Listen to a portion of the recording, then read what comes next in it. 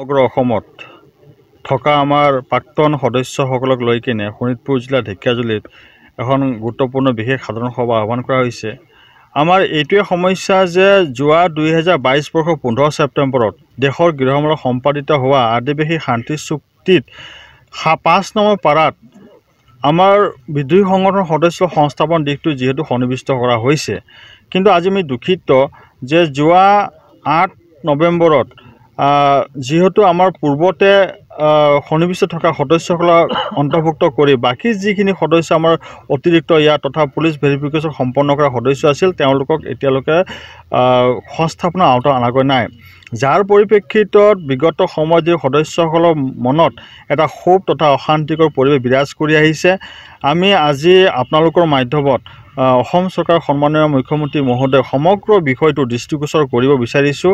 তেওঁক আমি আহ্বান জনাইছোঁ যে আজি আমাৰ যিসকল সদস্য সংস্থাপনৰ আওতাত অন্তৰ্ভুক্ত হোৱাগৈ নাই তেওঁলোকক যাতে সংস্থা অন্তৰ্ভুক্ত কৰে, লগতে এই সদস্যসকল স্থায়ী সমাজ ব্যৱস্থা শান্তিময় জীৱনৰ কাৰণে তেওঁ যাতে সহায় কৰে তাকে আমি কামনা কৰিছোঁ।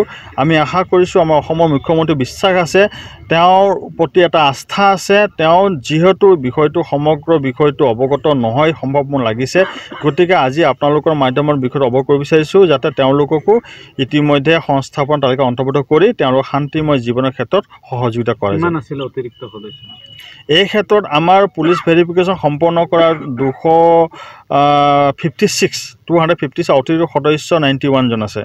তো ইতিমধ্যে আলনা কেটিৰ বাকী সংগঠনসকলো আছে, গতিকে এই ক্ষেত্ৰত আমি আশা কৰিছোঁ যে চৰকাৰে বিহিত ব্যৱস্থা ল'ব যেন।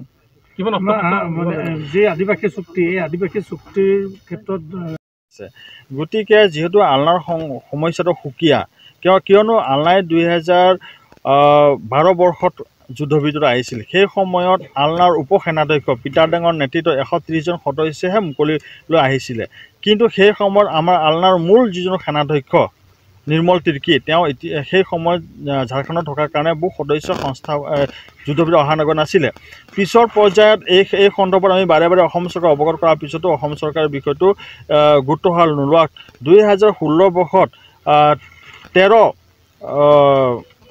18 আগষ্ট যেতিয়া গৃহমন্ত্ৰী সেই সময়ত ৰাজনাথ সিং অসমলৈ আহিছিল তেতিয়া এই বিষয়টো আমি অসম চৰকাৰ অৱগত কৰিছিলোঁ। গৃহমন্ত্ৰীয়ে সেই সময়ত গোটেইখিনি সদস্যক মানে পুলিচ ভেৰিফিকেশ্যন তালিকাত আনিবলৈ নিৰ্দেশ দিছিলে। সেই সময়ত খগেন শৰ্মাৰ নেতৃত্বত এই পল্লৱ ভট্টাচাৰ্যৰ নেতৃত্বত গোটেই সদস্যসকলক যুদ্ধবিৰত তালিকাত অন্তৰ্ভুক্ত কৰা হৈছিল, কিন্তু সংস্থাপনৰ এতিয়ালৈকে অনাগৈ নাই। এতিয়ালৈকে আপোনালোকে কিমান অস্ত্ৰ চৰকাৰৰ হাতত গতাই দিলে? যিহেতু 2012 বৰ্ষত সেই সময়ত সংগঠনৰ হাতত থকা অস্ত্ৰখিনি ইতিমধ্যে সেইখন জমা দিয়া হৈছিল, কিন্তু 2000 শান্তি চুক্তি প্ৰচেছটো আৰম্ভ হোৱাৰ সময়ত ডাঙৰীয়া দেৱক আমি অনুৰোধ, যিহেতুকে আমি আনলা সংগঠনৰ কেডাৰ হয় আৰু তেখেতক এইটোৱে অনুৰোধ কৰিছোঁ যে আমি আমাৰ যি কেছসমূহ আছে যিখিনি আমি সংস্থাপন পাব লাগে সেইখিনি আমি চৰকাৰ মাধ্যমে আমি পোৱাটো বিচাৰিছোঁ। এই গোচৰসমূহ যিখিনি এইখিনি প্ৰত্যাহাৰ কৰা হৈছে উইড্ৰ এতিয়ালৈকে নাই হোৱা, আমি অলৰেডি তাৰিখে গৈ আছোঁ, কেছ চলি আছে। আপোনাৰ অতিৰিক্ত সদস্য হয়, সংস্থাপন পোৱা নাই? সংস্থাপন নাই পোৱা।